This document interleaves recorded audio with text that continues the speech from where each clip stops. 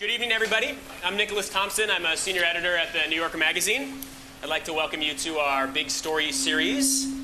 Interesting week on the internet. Yes. We had WikiLeaks today, 5 million private emails. Last week we had Path uploading your address book, storing it in its servers. We had Facebook possibly reading all of your text messages on your phone. Basically, every little bit of information that you have in any place is now read by some corporation. Should we just give up on privacy and live like 14-year-olds? So no, but especially no on the live like 14-year-olds thing. So here I think is what's wrong with that. What's wrong with that framing? When I was in college, before the web was invented, I did a study abroad semester, which turned, as those things do, into a drinking abroad semester. And one night when we were out with some friends drinking, I can't quite recreate what led me to this conclusion, but I thought it would be a good idea to set my hair on fire.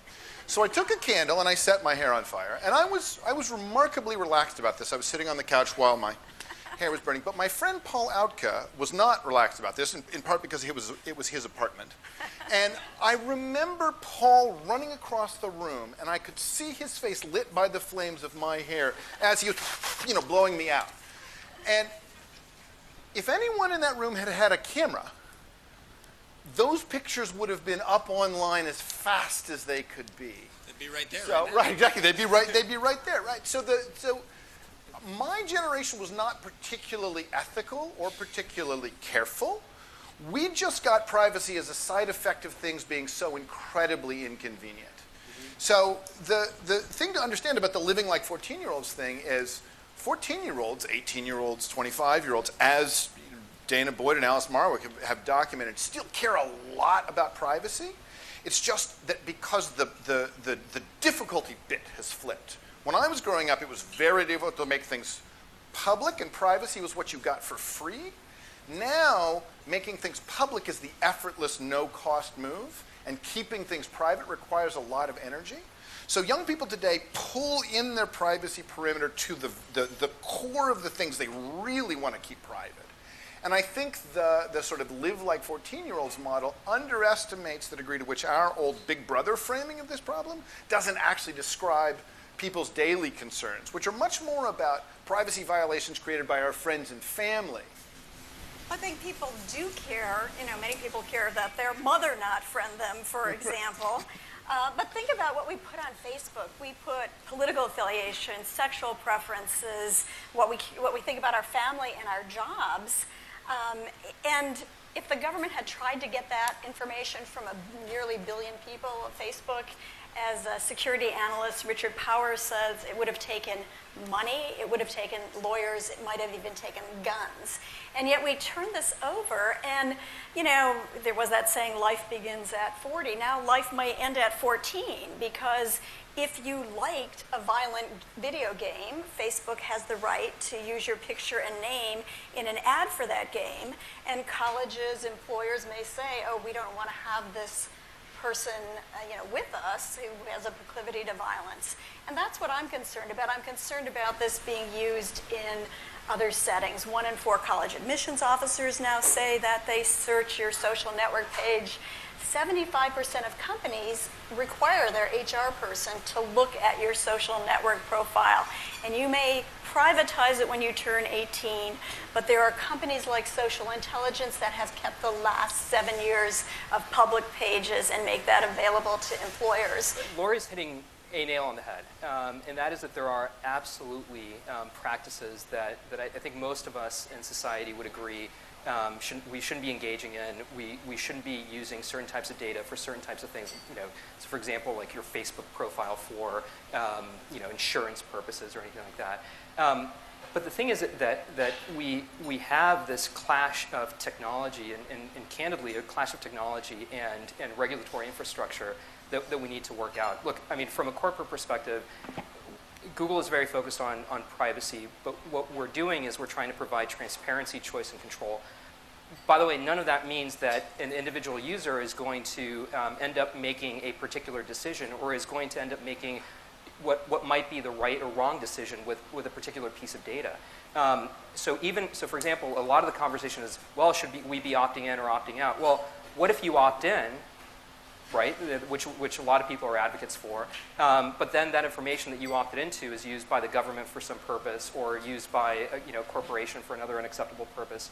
So truly, I think that the conversation that we need to be having right now is figuring out, really as a society, what are the limits to this data use that we really, really care about, and placing those limits. I don't think that personally, I don't think that those limits should be on the services that we're providing online, which can be very, very useful and really kind of enhance societal growth and economic growth, et cetera. But you're right about limits, ultimately. I mean, the reason the need for privacy arrives in the first place, and maybe this is just inevitable, is that we essentially have a system set up where lying, or at least keeping material information from their employers, maybe with their spouses, maybe with their friends. And I don't really have a cure for that. I don't know. I just think it's interesting. That's how we set stuff up. Does the internet make it worse? We're constantly set in a position where we have to manage our reputation, manage what people see about us? I think it does. And are there changes we could make to the way the internet works to limit that? I think the hope was, in some people's mind, state of idealists in the 90s, was that, well, with the internet there'd be no privacy, so it'd be in pari delicto. Everybody, which is a Latin phrase which means we're all together in sin. That is to say, everybody is in some ways a sinner, and so it would be more forgiving. But it doesn't seem to be going that way. To my mind, it seems more dangerous. And it's not just a problem for teenagers. Think about how people lie on Match.com about their age, their picture, whether they have children or not. And yet, what I'm seeing is that courts take your digital doppelganger to be more true than yourself. I guess. Let's go back to too much information. You've written a book saying that too much information, more information is better. Voluntarily pooling information is useful, but emphasis on the voluntary. I spent 10 years on the design of a medical network done by a consortium called Connecting for Health. I ran the technical subcommittee. And the position we came to over the course of designing that network was that privacy is the right to incomplete information. And this enraged the doctors who wanted to know, if there is information on the patient, how do I get all of it? And the answer is, you can't if you want to respect privacy. Let's move on to a topic that inspired this panel, which is SOPA, internet regulation. We probably all remember the debate from about a month ago where Congress is going to pass laws regulating the kind of information that it can appear on the internet. The idea was to stop copyright violations. Internet companies said, oh, wait a second, this goes too far. And they're actually stopping speech. Google and Wikipedia blacked itself out. Google, every time you went to google.com, had a little message about the law. I want to talk about this for a minute. I want to start with Pablo. Google has never done that. I mean, Google has disagreed with a lot of things the government is about to do. You, in fact, spend some time talking about that sort of stuff. Why did you take such a strong stance, and how did you make that decision? So just by way of background, it wasn't just Google. I mean, the whole web community really. It was Wired, my old employee. I mean, it was everybody. It was you, Nick. I mean, when you think about what happened, so on Google alone, we had a petition that 7 million of our users signed in a matter of 24 hours. There's a group called Engine Advocacy that was providing phone functionality for calling Congress, and apparently through its service, 2,000 people per minute were trying to reach Congress. I mean, it just goes on and on. Wikipedia, 8 million people looked up the zip codes for their members of Congress. There were tons of people who were tremendously engaged. I think ultimately the issue was, in some ways, kind of an existential one. And the reason for that is that at the end of the day, we're talking about information and the value of information and how much should be out there and how much should be available. Our bias is for more information to be out there and to be available. Our bias is also for an open internet, meaning that intermediaries like a search engine or any other service shouldn't be put in the position of responding to any particular industry to block access to any particular site. And so, whereas we thought that look, obviously there's a piracy issue. Obviously there are solutions like potentially going after bad actors. But the notion of putting the web and web companies and internet providers in that kind of deputy role really just didn't make any sense to us. And that ultimately is what drove, at least Google's role in it. Tim, were you obviously you spoke out quite publicly. You gave some speeches here in New York. About SOPA? Yeah. You were invited. Sorry, you were invited to a whole lot of speeches. You were still at the FTC at the time. Still in government at the time, yes. But were you happy with what? Did you think Google and Wikipedia did the right thing? And are you happy that they were able to I mean, the bill disappeared about 24 hours after the blackout day. Very interesting question. I was very happy that the bill disappeared. I'll say that much, and I was opposed to the substance of the bill, and mostly for the reasons, and I'll say a little bit about that. Mostly the reasons you've said. I agree, and I think that one of the norms that developed in the internet age is that it's our internet, and you decide what you get, we find it dangerous to have intermediaries, Google under a federal injunction, for example, deciding what you get or interfering with that. And I think that's very important. I think it's essentially the free search norm of the 21st century. How did I feel about Google in particular actually in getting that? I liked the result. I was a little concerned about the means. In other words, it is always a concern to me when very powerful intermediaries try to influence politics. No matter who the intermediary is, I happen to like Google, but when you are in a position where you're able to have such an influence over so many people, we have to be very careful of what you do. And now, SOAP I happen to agree with substantively, but maybe Pablo supports Herman Cain for president. He was telling me that earlier. And forget about the information that I'm releasing. Yeah. Right, and See, I told you, it's the sideways privacy violation you ought to be worried about. It's like just subtly shifting the whatever it is. I mean, Google's a very sensitive position. Yeah. It's the speech mediator in our time in a way that is unequal, maybe other than networks in the 1950s or something. And so they're a very sensitive position. Yeah. And so it's a very dangerous power to me. In this particular case, though, it was so much a part of the basic way that the web works, and so much something that could impact, not just how our service works, but how Twitter and a bunch of other companies that are involved work. That it seemed to be exactly the kind of issue that a company like ours, with, setting aside politics, setting aside everything else, just how the basic service operates and what the basic service provides to users. That ultimately was what drove that decision. Hopefully, it makes you feel a little bit better. Yeah, I mean, it also was a basic question that's been around for the 225 years since the Constitution, which is we have an intellectual property clause, but we also have free speech, right to privacy. And here we were seeing a privileging of one over the other. And the people who created the Constitution, the Founding Fathers, actually were in favor of free libraries as well. And can you imagine if Viacom was around for them? They would have said, what's this business model? You get to buy one book and hundreds of people read it? Screw that. And so we've seen this going on, for a long time. So I love using Google too. I've got to say I'm troubled by an entity that can scan my Gmail and look at my web searches and see what I do on YouTube. And I think that there have been some missteps along those lines. I mean, and they're also, with the targeted advertising, it's not necessarily always in the best interest of the user. I think of young people on the Google chat room for suicide, where Google admitted in 2010 that if they said, I want to commit suicide using X chemical, they actually got an ad that said, call 1-800 blah, blah, blah now, 2 for 1 that chemical. And do you remember when the video went viral of the judge beating up his daughter? When I clicked on that news article, I actually got an ad to the side, not necessarily Google's, that said, if you have low testosterone, buy our products so you can beat people up better. I do have some concerns about not just the benefits of targeted advertising, but also the way in which it may play onto our darker side, or for a 13-year-old girl who feels she's too fat and looks up a diet thing, then everywhere she goes to look at movie times, it's like, feeling bad about your body, that sort of thing. But Google actually does try to stop that quite deliberately, right, Pablo? Stop which? Suicide. There was a lot of stuff that was thrown at me. In 2010, they decided. Exactly. But it's actually an important example, right? When you search for suicide, you do not get how to commit suicide. No, you actually get a box at the top giving you an 800 number to call a suicide hotline. But look, I think that it's. These are very, very important points. These are things that we absolutely have to wrestle with. But the fact of the matter is that if you have mean, there are good practices that companies can undertake here, right? You can give people choices.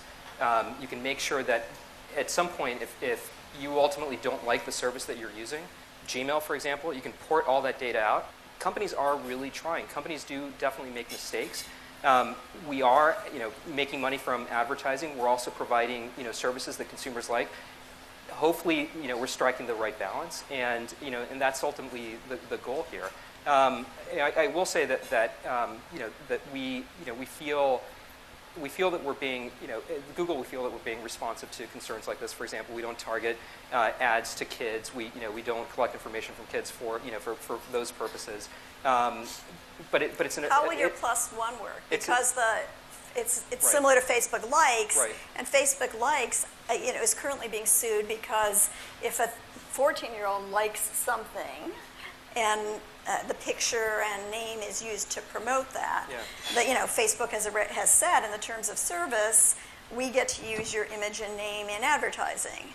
But can a 14-year-old agree to it? So have you got a different system with the +1? I've not seen that. Our default settings for that age category are different. To your point, they kind of narrow down by default the social circle. In recognition of the fact teenagers need to lie to their parents. I want to bring it back a little bit to SOPA here, and I want to bring Clay in. Part of what really interested me about the SOPA debate is that there were real free speech advocates. There were lawyers who know a lot about free speech who were talking about this bill. And there were also a lot of people who just like to pirate stuff. I mean, there is a large culture of people on the web who like to pirate videos and share them, and, maybe a few people in this room. And that was part of the coalition. Did that bother you? No, it didn't, because and to the Google and Wikipedia tactics as well.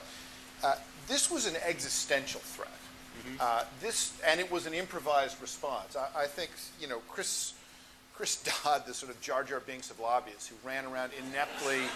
No, I mean afterwards, like he was at the Oscars last night. He looked great. His inability to play for his own side in the immediate aftermath of SOPA and PIPA was the comic relief of the whole affair. But the story that he was distributing was essentially Google and Wikipedia had ganged up to beat on poor defenseless Hollywood. And in fact, the engine room of this thing was a lot of it was the users of Reddit, who didn't just bring the issue to the fore, keep bringing it to the fore, kept talking about it, and often dragged along their corporate parents. But the fact that the coalition was, exactly as you said, a very large amalgam of people from across the spectrum was because this was an existential threat and because the response was improvised. I mean, we nearly lost. Right? If the bill had not been delayed by Schumer, if it had gone forward in December, the outcome might have been very different. So the way to fracture the coalition, right, is I think first to look at what happened in that week. The SOPA-PIPA protests were on the 15th. We're in the middle of the week. That's when the blackout was. That's when the protests were. That's when people went dark or put things forward. In that same week, Mega Upload was taken down. Kim.com locked in his safe room with the sawed-off shotgun and so forth. And there was relative to SOPA hardly a peep. Mega Upload is the great piracy site. Right. So in fact, this was great as in massive. Right. Enormous number of files available for download that were just copyrighted material, and Mega Upload was using it to sell its bandwidth services. So you would subscribe to Mega Upload to get faster downloads of the movies you wanted. And the outcry in that week was a tiny, tiny fraction of SOPA and PIPA. So when you say there are a large number of sort of dramatically pro-piracy advocates, not large relative to the SOPA-PIPA protest. In fact, it was a very small subset of that coalition. So if the copyright holding industries want to divide that coalition and only deal with a smaller part, they have to put forward bills whose mechanism of dealing with copyright is not censorship. And that I think is the way to peel off the bulk of people concerned with free speech from the much smaller group who have radical anti-IP positions that are, as we know from the SOPA, PIPA, and Mega Upload takedowns, outside of the mainstream of the coalition that defeated those bills. Tim, you're a law professor. Do you agree? What was interesting about the SOPA situation is that in being government, I was not really, wasn't involved, so I was just watching on the sidelines more. Was how dramatically Hollywood overplayed its hand. And I think existential is the right word. They didn't succeed in convincing anyone that piracy was an existential threat to Hollywood, that Hollywood was about to be wiped off the map, that the industry was really a threat. I think they convinced people that, something was irritating them and they wanted to get rid of it. The kind of way, like I don't like mosquitoes when I go camping and I would like to get rid of the mosquitoes, but the mosquitoes happen to be free speech. So that was like not sympathetic. And the other thing that makes me, the real divide here is between people who take intellectual property, or copyright in particular, as a sort of a moral issue, and people who take it as a regulatory issue. And as someone who studied the history of this area, I fall into the latter camp. And I do that because every single entertainment industry has got its start by breaking the law. I begin with the recording industry itself, which in the 1910s was widely, or 1900s, was considered a pirate industry. I then proceed to the radio industry, broadcasting, which was a pirate industry. Then you go to cable television, which was a pirate industry. And computer industry, a pirate industry. Google began its career with a gigantic copyright. So you have a law that every time it's broken gives birth to a massive, important industry, which later becomes an old media dinosaur. And you say, this is kind of the cycle of how it happens. Right? And so the fact that this has happened 6 times already, you've had these cycles of piracy and then a new industry formation, makes me somewhat suspect that this is a right given by God. The fact that every single industry has broken this law to get its start makes me a little bit uneasy that like Adam and Eve were given this. That's actually Moses was given this in a tablet. That's my feeling. I want to move to a related issue, but one that's particularly relevant for today, and that is Rick Santorum Wow. and Google. I'm going to guess WikiLeaks. You'll see where this is coming, because if you Google Rick Santorum, as most of you know, you don't actually get information on Rick Santorum. You get the frothy mix of lube and fecal matter that is sometimes the byproduct of anal sex, right? And the reason you get that is because lots of people have linked that phrase to Rick Santorum. And there's a free speech argument that people should be allowed to say that. Google should put up unfettered information. But as we've just seen, Google moves down results when people search for suicide. Google is willing to, when a core issue comes up, they're willing to engage politically. Clay, do you think that Google should move down Rick Santorum search results? I actually have some sympathy for the Santorum camp. Not so much for the Santorum candidacy, but the free speech argument there runs into essentially the regulatory question of defamation. And, the world in which anyone can be made to suffer arbitrarily because a handful of individuals who have, in this case, very high Google juice, they can actually create a situation in which the Santorum campaign can, under no circumstances, fight back. It's not a level playing field. Because the Google juice of the people doing the linking is so much higher than Santorum, there isn't a way to even up the link bait. And I say that recognizing that once you start down that regulatory path, it's extraordinarily difficult. So I'm not saying that Google should, so I'm not going to go all the way to saying Google should move that down. But the point at which, it's a little bit like Anonymous's ability to penetrate systems and remove large caches of private documents. The point at which a small group of individuals can defame or deface without any recourse. That's a tough thing for any regulatory body. Pablo, and I should remind everybody, Pablo worked for John McCain. This is not a political issue on Google's part. So, I think the tough thing here is that the way that result is near the top when you type, when you search for Santorum, it's actually totally legitimate means, right? Nobody, Dan Savage didn't pay anybody for the links. All of that is coming largely organically, and that is exactly how search results bubble up to the top. The tough thing about this is that the fact of the matter is that, especially now during the presidential campaign, a lot of people are typing in Santorum looking for one particular thing. They get another very particular, very different thing. And that starts kind of getting into the question of what is the user's expectation. Right. And so, that's when you really kind of need to start looking at, well, is this really the right result to be providing to people who might almost certainly are looking for electoral results? Yeah, I don't. Tim, The right result thing. I think it's political speech. I think it's very, very It's plainly dangerous. political to have the speech. most- But we're also trying to be Right. responsive to what you're looking for. Yeah, that's what I don't like. When it comes to politics, Right. particularly what I don't like when Right. it comes to politics. Right. Because Because Google choosing what it thinks you're looking for when it comes to politics means. But You does take that a little further. Google choosing what I'm looking for politics. Google choosing what candidate I want. Google choose. I mean, the Google choosing part is the part I'm not fond that's of. the And I know you business have an they're in. algorithm. Yeah. Google's ability to choose saved the web. If you remember a Yahoo search from 1998, the web was nearly choked on its own waste. So Google choosing is the thing that made the web usable again. Yeah. But there is something about the narrowing of the information that we get, in terms of the internet was supposed to be a way where we became much more political, everybody would have the same information, and so we could really be a democracy. Well, I made the mistake of clicking one time on a royal wedding something, and then I stopped getting any international news is my thing. And so I think this pushing people from certain zip codes into trade school ads and things like that is important. But, candidly, that's.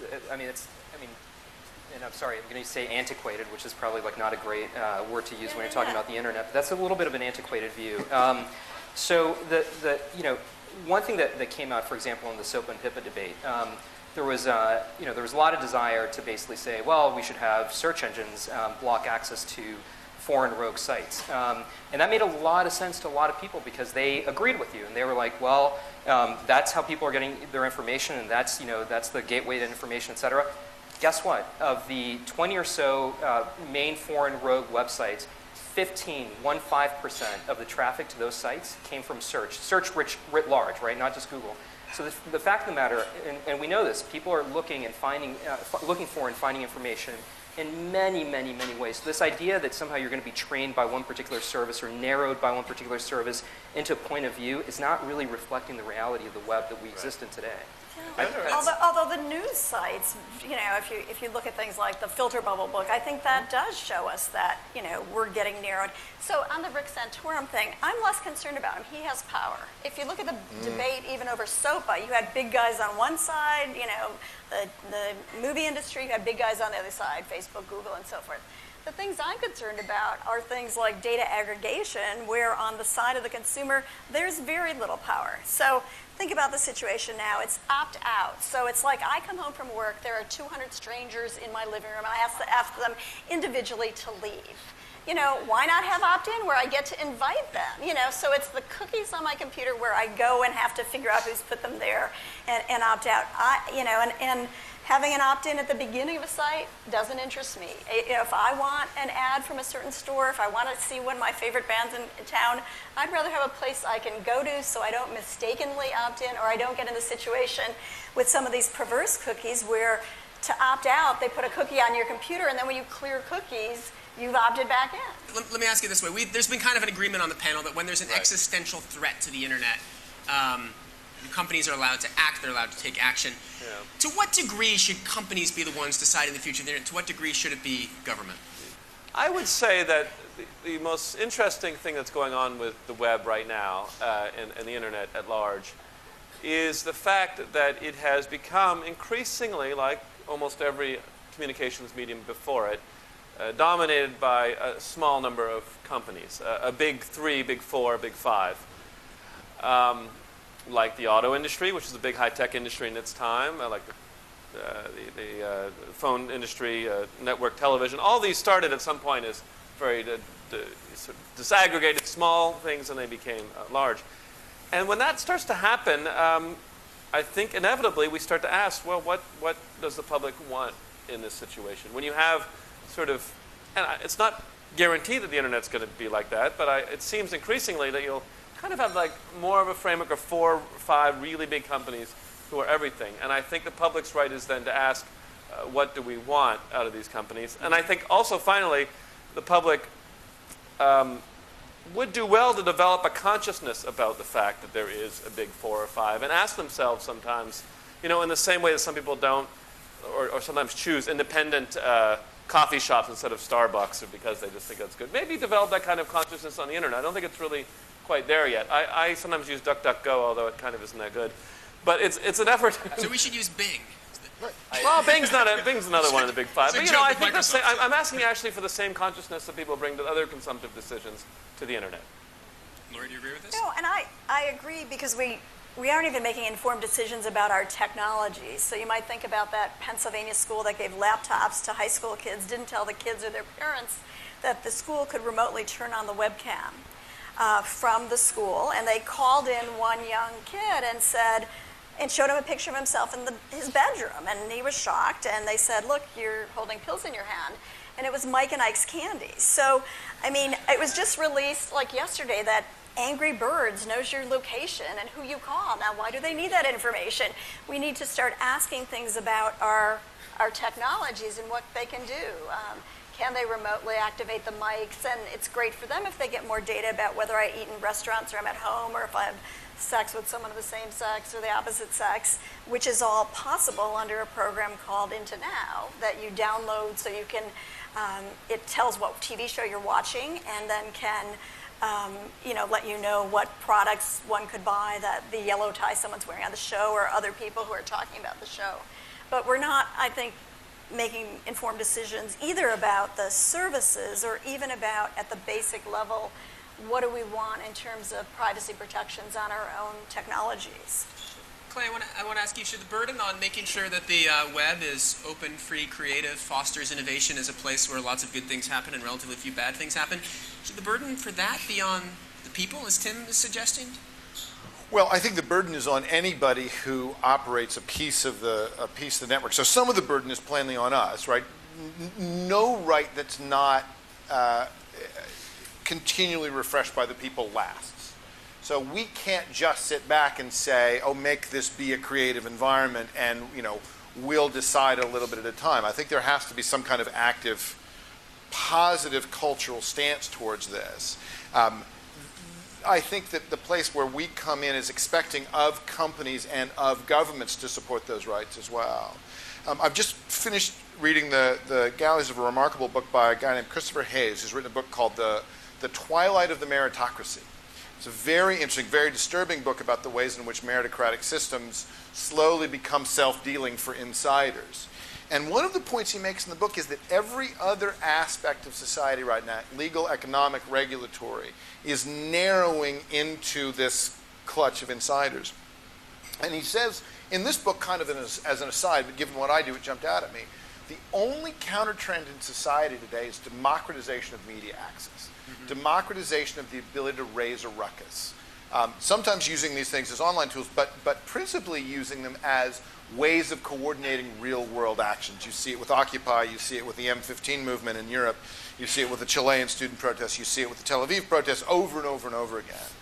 And it has always been a kind of three-way agreement or tussle, depending on the historical era, between the citizens, the media companies, and the governments about opening up and protecting those rights. So there's no one person or group we can turn to make that democratization of media participation either normal or fruitful, but there's no way we can let the populace, we can essentially say that the people can sit back and ask the media companies and the government to do that for us. I think, to take the Occupy movement as one example, we have to lean into those rights. We have to take them on for ourselves and use them, because it's only in their exercise that we manage to carve out that space for ourselves. I mean, the internet created this, essentially a massive democratization movement, a massive participatory movement on one side of the SOPA and HIPAA debate. But it really, really did happen because people felt that they were entitled to the expectation to participate, that they had the tools to participate, and they had the ability to actually pressure their elected officials to change their minds. In a way, by the way, that I've never seen. We had something like 10 senators take their names off of a piece of legislation. You don't see that you don't see that every 10 years. It was really amazing, kind of magnificent. So just let's not lose sight of what this incredible medium that we're talking about.